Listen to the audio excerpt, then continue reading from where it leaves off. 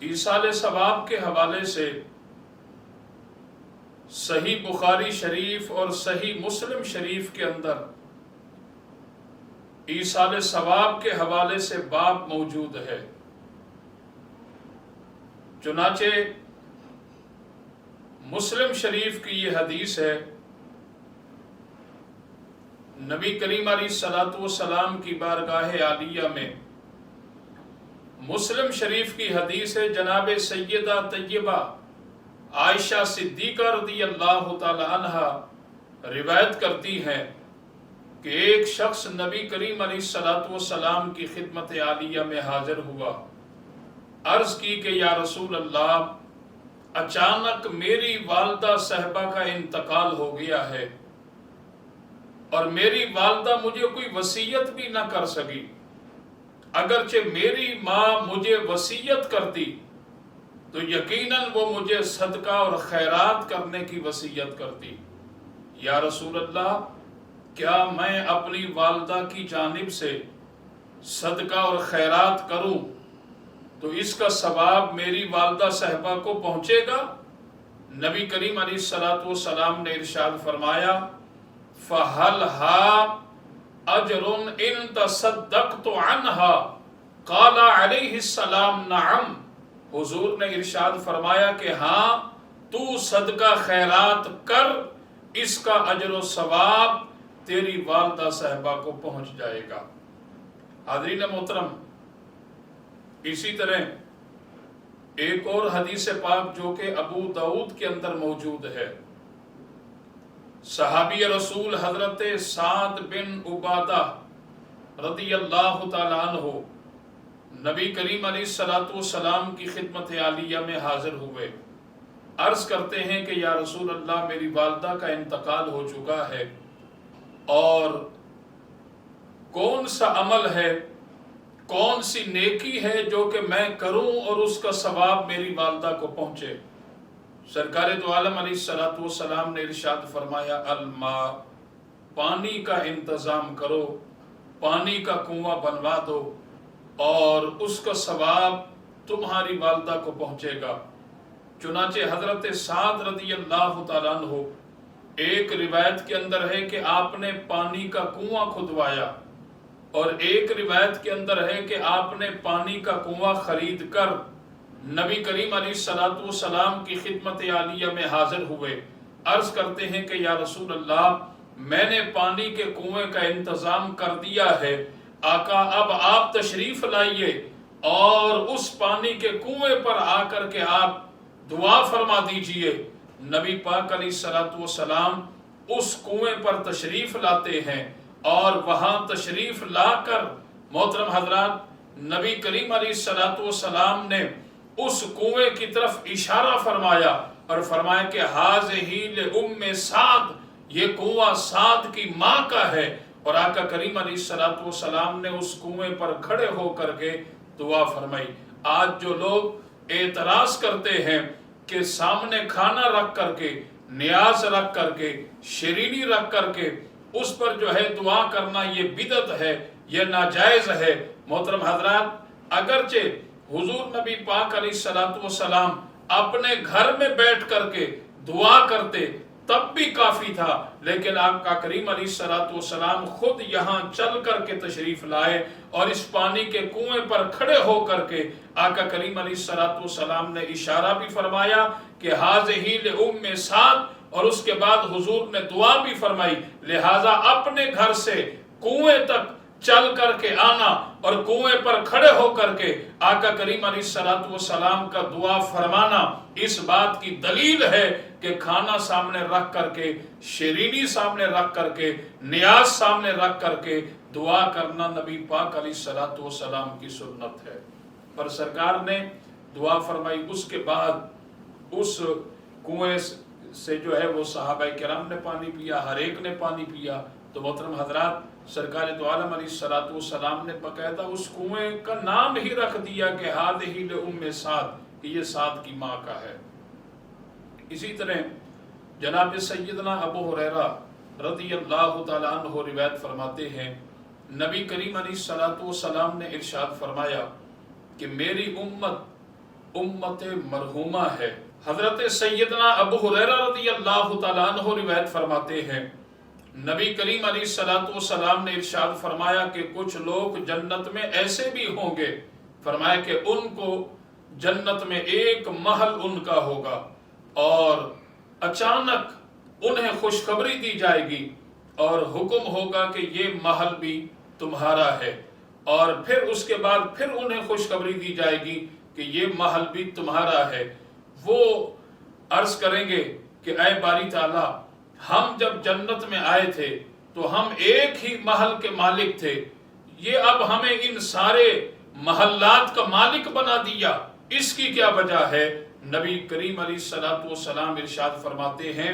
कि उन्हें कहा जाएगा कि तुम्हारे दोस्त, तुम्हारे भाई जो कि तुम्हारे लिए ईसाले सवाब करते रहे, तुम्हारे लिए दुआ करते रहे, लिहाजा उस ईसाले सवाब की बरकत से, उस दुआ की बरकत से अल्लाह ताला ने इन महल्लात का मालिक भी तुम्हें बना दिया है।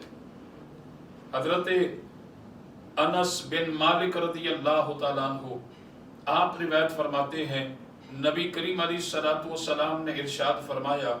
मेरी उम्मत उम्मत मरहुमा है। सहाबाए किराम ने अर्ज की कि या रसूल अल्लाह, आपकी उम्मत उम्मत मरहुमा है, इसका क्या मतलब है? आका करीम अलैहिस्सलाम ने इरशाद फरमाया कि मेरी उम्मत के लोग जब इंतकाल करेंगे तो फरमाया वो गुनाहों के साथ जो है वो इंतकाल करेंगे, और फरमाया कि जब वो अपनी कब्रों से उठेंगे उनके गुनाह खत्म हो चुके होंगे और मेरी उम्मत को नेकोकार बना करके कब्रों से उठाया जाएगा। सहाबाए किराम अर्ज करते हैं कि या रसूल अल्लाह, जब विसाल हुआ था गुनाहगार थे, गुनाहों के साथ वो कब्रों के अंदर दफन हुए, अब अपनी अपनी कब्रों से उठे तो नेकोकार बन करके उठे। हुजूर ने इरशाद फरमाया कि हाँ, उनके भाइयों ने, उनके दोस्तों ने उनके लिए दुआ की, ईसाले सवाब किया, लिहाजा दुआ और ईसाले सवाब की बरकत से अल्लाह ताला ने उन गुनाहगारों को नेकोकार बना दिया। हजरत सैयदना मालिक बिन दीनार रज़ियल्लाहु ताला अन्हु आप फरमाते हैं कि शब जुमा की रात मैं कब्रिस्तान में गया, और जब मैं कब्रिस्तान में गया, इमाम जलालुद्दीन सयूती रहमतुल्लाह अलैह शरह सुदूर के अंदर यह हदीस पाक बयान करते हैं।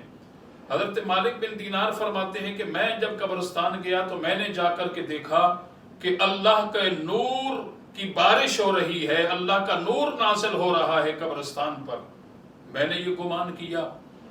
कि अहलियान कुबूर की बख्शिश हो गई है, इसी वजह से अल्लाह रब्बुल आलमीन का नूर अहलियान कुबूर पर नाजिल हो रहा है। उसके बाद कहते हैं कि एक गैबी सी आवाज़ आई कि अल्लाह के नेक बंदे ने वुज़ू किया, 2 रकात नमाज अदा की,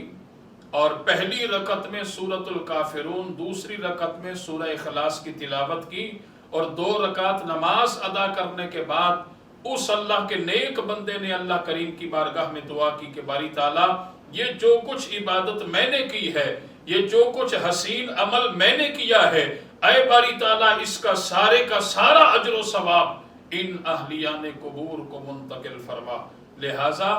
उस ईसाले सवाब की बरकत से अल्लाह ताला ने इस कब्रिस्तान पर अपना नूर नाजिल फरमा दिया। हजरत मालिक बिन दीनार फरमाते हैं कि मैंने इसके बाद अपनी जिंदगी का मामूल बना लिया कि मैं रात को रोजाना 2 रकात नमाज अदा करता, पहली रकत में सूरतुल काफिरून की तिलावत करता और दूसरी रकत में मैं सूरह इखलास की तिलावत करता, और उसके बाद में अल्लाह करीम की बारगाह में दुआ करता कि ऐ बारी ताला, मेरी इस इबादत को अपनी बारगाह में कबूल फरमा और मेरी इस इबादत का अजर सवाब उम्मत मुस्तफ़ा के उन मरहूमीन को पहुंचा जो कि दुनिया से रुखसत हो गए हैं। हजरत मालिक बिन दीनार फरमाते हैं कि मैं उम्मत मुस्तफ़ा को ये ईसाले सवाब करता रहा। फरमाते हैं कि एक रात मेरी किस्मत के दरवाजे खोल दिए गए और मैंने हालत ख्वाब के अंदर अल्लाह के प्यारे नबी सल्लल्लाहु अलैहि वसल्लम का दीदार कर लिया। आका करीम अलैहिस्सलाम का दीदार हुआ और हुजूर ने फरमाया कि ऐ मालिक बिन दीनार, आप मेरी उम्मत से इतना प्यार करते हैं, मेरी उम्मत से इतनी मोहब्बत करते हैं, اے مالک بن دینار، آپ کے اس عمل کی وجہ سے اللہ کریم نے آپ کی بخشش اور مغفرت کر دی ہے، اور مالک بن دینار سنو، اللہ کریم نے آپ کے لیے جنت میں ایک محل بھی تیار کر رکھا ہے۔ تو محترم حضرات، یہ ایصال ثواب کی برکت ہے۔ حضرت مولا کائنات سیدنا علی المرتضی شیر خدا رضی اللہ تعالی عنہ، اہل بیت کے نیر اعظم، اہل بیت کے چمکتے اور دھمکتے ہوئے ستارے، جناب مولا کائنات فرماتے ہیں، نبی کریم علیہ السلام نے ارشاد فرمایا کہ جو شخص قبرستان کے پاس سے گزرے اور 11 مرتبہ سورہ اخلاص پڑھ کر ان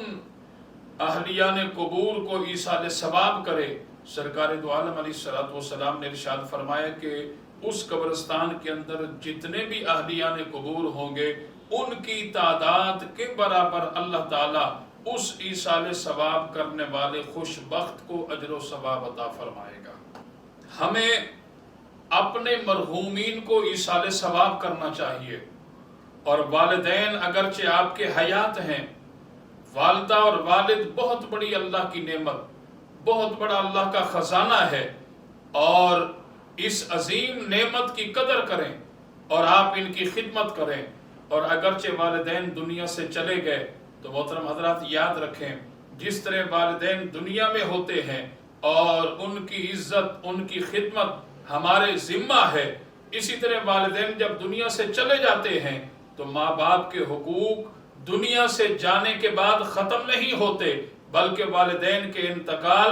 وصال کے بعد بھی اولاد کے ذمہ 4 حقوق ہیں محترم حضرات۔ پہلا حق اولاد پر والدین کا یہ ہے کہ جب ان کا انتقال ہو جائے تو ان کی نماز جنازہ پڑھی جائے، ان کی تدفین کی جائے۔ دوسرا حق یہ ہے کہ ماں باپ کے لیے ایصال ثواب کیا جائے، استغفار کیا جائے، دعا کی جائے۔ تیسرا حق یہ ہے کہ انہوں نے زندگی میں جو لوگوں کے ساتھ وعدے کیے تھے ان وعدوں کو پورا کیا جائے۔ چوتھا حق یہ ہے کہ والد